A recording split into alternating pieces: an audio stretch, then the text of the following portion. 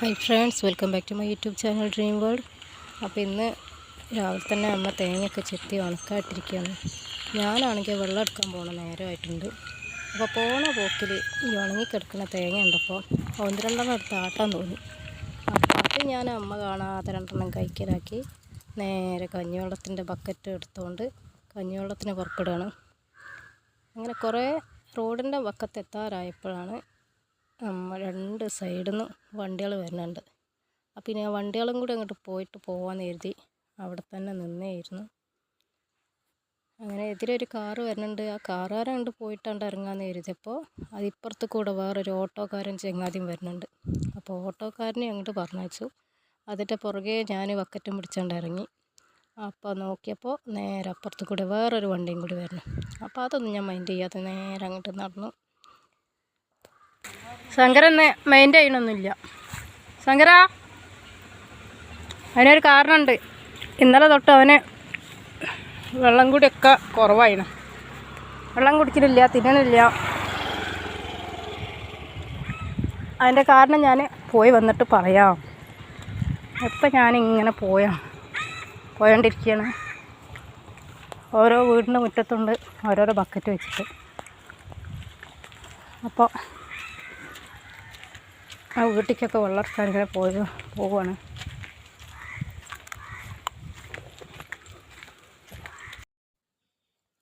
ഇപ്പോൾ 8 ആടും നമ്മുടെ മണിക്കുട്ടിയും കൂടി ആയപ്പോൾ ഒരുപാട് അംഗസംഖ്യ കൂടിയോണ്ട് തന്നെ കുറച്ചൊന്നും കഞ്ഞിവെള്ളം പോരാ. അപ്പോൾ എല്ലാവരും വീട്ടിൽ ഓരോരോ ബക്കറ്റ് വെച്ചിട്ടുണ്ട്. ഇത് ഞങ്ങളുടെ അയൽവാസി കുഞ്ഞോൾ താത്ത എന്ന് പറയും. അവരെ വീട്ടിലേക്കാണ് ഞാനിപ്പോൾ ഈ വന്നത്. ഇവരെ വീട്ടിലേക്ക് വന്നു കഴിഞ്ഞാൽ ഒരുപാട് ചെറിയ ചെറിയ കാഴ്ചകളൊക്കെ ഉണ്ട്. ഒന്നുമല്ല, ചെടികളാണ് കൂടുതലും. ഈ താത്താക്ക് ചെടികളോട് ഒരുപാട് ഇഷ്ടമുള്ള ഒരാളാണ്. പിന്നെ ഓരോ പഴങ്ങളുടെ മരങ്ങളൊക്കെ വെച്ച് പിടിപ്പിച്ചിട്ടുണ്ട്. അപ്പോൾ ബക്കറ്റിൽ കഞ്ഞിവെള്ളം ഇവിടെ റെഡിയാക്കി വെച്ചിട്ടുണ്ട്. അപ്പോൾ അതെടുത്ത് ഞാൻ നേരെ വന്നത് അവരെ ഉമ്മറത്തുള്ള ചാമ്പയ്ക്ക മരത്തിൻ്റെ ചോട്ടിലാണ്. ഈ ചാമ്പയ്ക്കയ്ക്ക് ഉള്ളിൽ കുരുയില്ലാത്ത ചാമ്പയ്ക്കയാണത്. ഇതിന് ഒരുപാട് ചെറിയ ചെറിയ കായകൾ ഉണ്ടായി നിൽക്കുന്നുണ്ട്. വലിയതൊക്കെ ഞാൻ ഓരോ വരവിനും ഇതുപോലെ കഞ്ഞിവെള്ളം എടുക്കാൻ വരുമ്പോഴൊക്കെ പൊട്ടിച്ചെടുത്തിട്ടുണ്ട്. അതുകൊണ്ടാണ് ഇതിപ്പോൾ കാണാത്തത്. ഇത് നല്ല മധുരമാണ്. ഇത് വലിയതായി കഴിഞ്ഞാൽ പൊട്ടിച്ചെടുത്ത് കഴിക്കാതെ, അപ്പോഴാണ് അതിനൊരു മധുരം വരിക. അതിനുള്ളിൽ കുരുവൊന്നും കാണില്ല. അപ്പോൾ ഇങ്ങനെയുള്ള കുറേ കാര്യങ്ങളുണ്ട് ഇവരെ വീട്ടിൽ. പിന്നെ ഫ്രണ്ട് തന്നെ സപ്പോട്ട മരമുണ്ട്. അപ്പോൾ ഞാൻ കഞ്ഞിവെള്ളത്തിന് വന്നു കഴിഞ്ഞാൽ ഈ വീടിൻ്റെ ചുറ്റിനൊന്ന് കറങ്ങും. കാരണം വീടിൻ്റെ ഫ്രണ്ടിലും ബാക്കിലും ഒക്കെ തിന്നാനുള്ള ചെറിയ ചെറിയ പഴങ്ങളുണ്ട്. അപ്പോൾ ഞാൻ കഞ്ഞിവെള്ളം എടുക്കലും ഈ പഴം പെറുക്കലും എല്ലാവരും കൂടെയാണ് എൻ്റെ പരിപാടി. ശരിക്കും പറഞ്ഞാൽ എൻ്റെ ലൈഫ് ഞാൻ ഇങ്ങനെ എൻജോയ് ചെയ്യാം. ഇവിടെ കണ്ട ഒരുപാട് ചെടികളും ഉണ്ട്. അപ്പോൾ ചെടിയൊക്കെ വളർത്താൻ ഒരുപാട് ഇഷ്ടമുള്ള ഒരാളാണ് ഞാനും. ഈ ചെടിയൊക്കെ ഇഷ്ടപ്പെടുന്ന ഒരാളാണ്. ഏത് വീട്ടിൻ്റെ മുറ്റത്ത് ചെന്നാലും ഞാൻ ആദ്യം ചെല്ലുക ഈ ചെടികളുടെ ഇടയ്ക്കാവും. അപ്പോൾ എല്ലാതും ഇതേപോലൊക്കെ ഒന്ന് നോക്കി കറങ്ങി ഇങ്ങനെ നടക്കും. അത് കഴിഞ്ഞിട്ട് നേരെ വീടിൻ്റെ പിറകിക്കാണ് ഒരു പോക്ക്. അപ്പോൾ അവിടെയുണ്ട് ഓരോരോ സാധനങ്ങൾ. അപ്പോൾ ഞാൻ ഈ ഒരു കാഴ്ച മതിയാക്കി നേരെ വീടിൻ്റെ പിറകിക്ക് പോവുകയാണ്. ഇവിടെ ഇങ്ങനെ ചെടികളുണ്ട്. ചെടികളുടെ കൂട്ടത്തിൽ ഇവിടെ പച്ചക്കറി ചീരയായിട്ടും വെണ്ടയായിട്ടും ഒക്കെ ഉണ്ടാക്കിയിട്ടുണ്ട്. അപ്പോൾ ഈ മുറ്റത്തേക്ക് വരുമ്പോൾ ഇതാണൊരു ഭംഗി. എല്ലാവരും നോക്കിക്കണ്ട് കഴിഞ്ഞ് നേരെ അടുത്ത പോക്ക് വീടിൻ്റെ പിറക് വശത്തേക്കാണ്. അവിടെ മുറ്റത്ത് നിറയെ ചാമ്പയ്ക്ക് വീണെടുക്കുന്നുണ്ട്.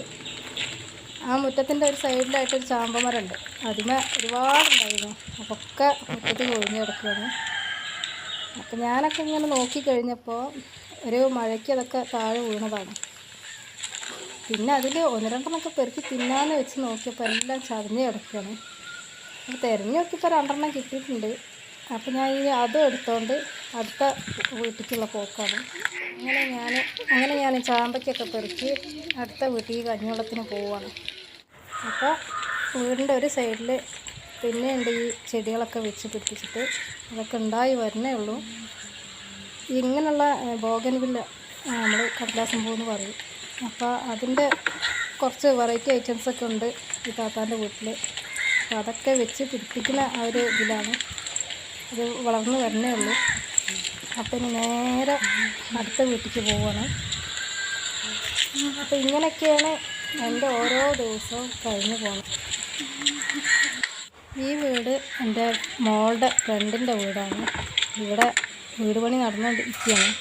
അപ്പോൾ തൽക്കാലം അവർക്കൊരു ഒരു ഷെഡിലാണ്. അങ്ങനെ ഇവിടുത്തെ വെള്ളം എടുത്ത് നേരെ വീട്ടിലേക്ക് തിരിക്കുകയാണ്. ബക്കറ്റ് നിറഞ്ഞിട്ടുണ്ട്. ഇനി അടുത്ത വീടുകളിൽ നിന്നൊക്കെ എടുത്ത് കൊണ്ടുവരാൻ ഈ ബക്കറ്റത്തെ വെള്ളം വീട്ടിൽ കൊണ്ട് ഒഴിച്ചിട്ട് വേണം. അപ്പോൾ ഞാൻ അങ്ങനെ നടന്ന് വീടിൻ്റെ പടിക്കലെത്തിയപ്പോഴേക്കും ഓരോരുത്തർ കൂട്ടിന്ന് ശബ്ദം ഉണ്ടാക്കാൻ തുടങ്ങിയിട്ടുണ്ട്. ആ വരണേ.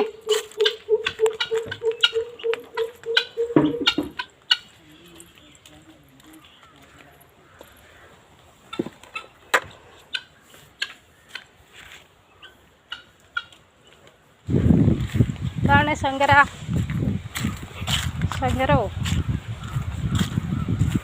എൻ്റെ കുമ്പര അസുഖം മാറിയില്ലേ? കുമ്പര അസുഖം മാറിയോ? മാറിയോ?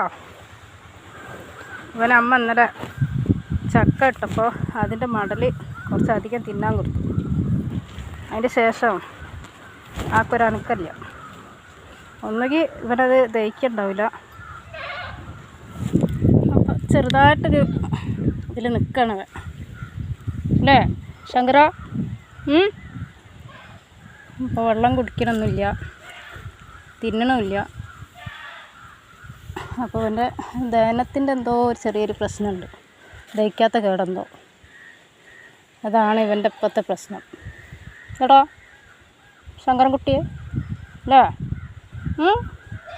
ഇനിയിപ്പോൾ എന്താ വേണ്ടത്? ദഹിക്കാൻ എന്താ വേണ്ടത്?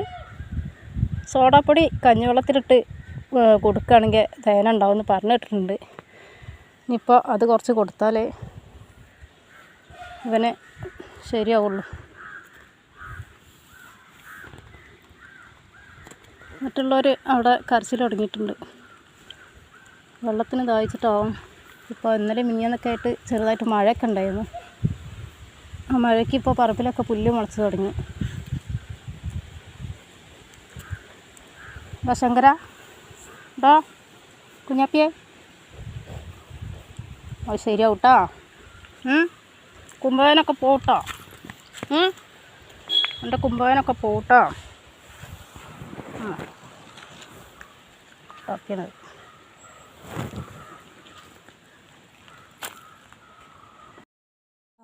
അമ്മ എന്നും മുറ്റടിക്കുമ്പോൾ ചരൽ മതിലിൻ്റെ അരുവിക്ക് നീക്കും, ഇവരത് പുറത്തേക്ക് നീക്കും. ഇവർക്കും വേണ്ടൊരു പണി. അതൊക്കെ കണ്ടു കഴിഞ്ഞ് നേരെ അടുക്കള ഭാഗത്തേക്ക് ചെന്നപ്പോൾ ഒരു ചക്ക ഉണ്ട് വെട്ടി വെച്ചിട്ട്. അത് കണ്ടപ്പോൾ എനിക്ക് അതൊന്ന് തിന്നണം തോന്നി. അങ്ങനെ കുറച്ച് നേരം ചക്കയും ഞാനും കൂടി പിടിയും വലിയായി. ലാസ്റ്റ് 2 ചുള എൻ്റെ കയ്യിൽ കിട്ടി. അങ്ങനെ അത് തിന്ന് നോക്കിയപ്പോൾ നല്ല മധുരം. അപ്പോൾ പിന്നെ ചക്കനെ വിടാൻ തോന്നില്ല. പിന്നെയും പിടിയും വലിയായി. പിടിയും വലിക്ക് അവസാനം പിന്നെയും കിട്ടി 2-3 ചുള. അങ്ങനെ അതും തിന്നുകൊണ്ട് അങ്ങനെ ഇരിക്കുമ്പോൾ അമ്മയ്ക്ക് ഒരു നിർബന്ധം, ചേച്ചിയുടെ വീട്ടിലേക്ക് 2 ചക്ക എത്തിക്കണം എന്ന് പറഞ്ഞു. അങ്ങനെ 2-3 ചക്കയും കുറച്ച് മാങ്ങയൊക്കെ പൊട്ടിച്ച് അമ്മ അത് വണ്ടിയിലാക്കി. അങ്ങനെ ഞാനും ഏട്ടനും ഏട്ടൻ്റെ മോന് അനയും ഒരു യാത്ര പുറപ്പെട്ടു. ഞങ്ങളെ ഈ സുന്ദര കില്ലാടിക്ക് യാത്ര ഒരുപാട് ഇഷ്ടമാണ്. അവൻ്റെ അച്ഛൻ എപ്പോൾ വണ്ടി എടുത്താലും ഇവനും ഡ്രസ്സൊക്കെ മാറി അച്ഛാ പോവല്ലേ എന്ന് പറയും. അപ്പം ഞങ്ങൾ അവനെയും കൂട്ടി യാത്ര പുറപ്പെട്ടു. ഞങ്ങൾ ഓരോ കാഴ്ചകൾ അങ്ങനെ കണ്ട് പോയി. ലാസ്റ്റ് ഞങ്ങളെ വണ്ടിയുടെ ടയർ അങ്ങനെ ഉരുണ്ട് വയലത്തൂർ അങ്ങാടിയിലെത്തിയിരിക്കുകയാണ്. ഇനിയിപ്പോൾ വയലത്തൂർ അങ്ങാടിയിൽ നിന്ന് നേരെ പോവാനുള്ളത് തിരൂർ റൂട്ട്, തിരൂർ വഴി തലക്കടത്തൂർ എന്ന സ്ഥലത്തേക്കാണ്. തലക്കടത്തൂരാണ് ചേച്ചിൻ്റെ വീടുള്ളത്. അപ്പോൾ ഞങ്ങൾ നേരെ വയലത്തൂരിൽ തിരിഞ്ഞ് തലക്കടത്തൂർ വഴി തിരൂർ വഴി തലക്കടത്തൂരിക്കാണ് ഇപ്പോൾ പോയോണ്ടിരിക്കുന്നത്.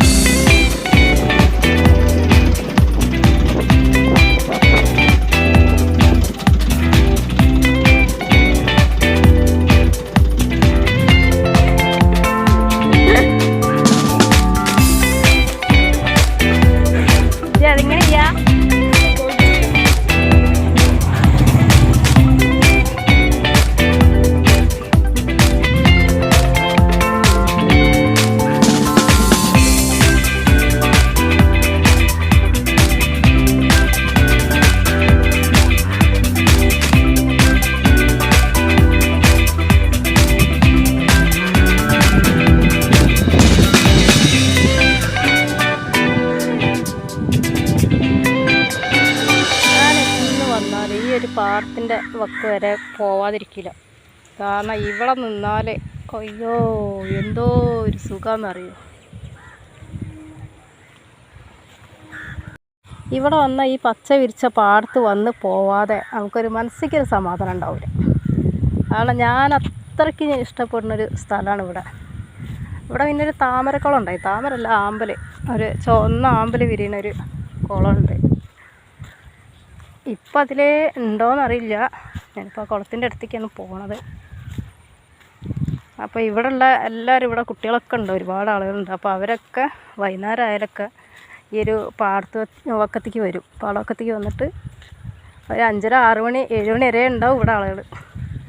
പാടമായതുകൊണ്ട് പെട്ടെന്ന് ഇരുട്ടാവില്ലല്ലോ, നല്ല വെളിച്ചമാവും. അപ്പോൾ നമ്മൾ ഈ ആമ്പൽക്കുളത്തിൻ്റെ അടുത്താണ് എത്തിയിട്ടുള്ളത്. അവിടെ ഇവിടെ 1-2 മുട്ടൊക്കെ ഉള്ളൂ.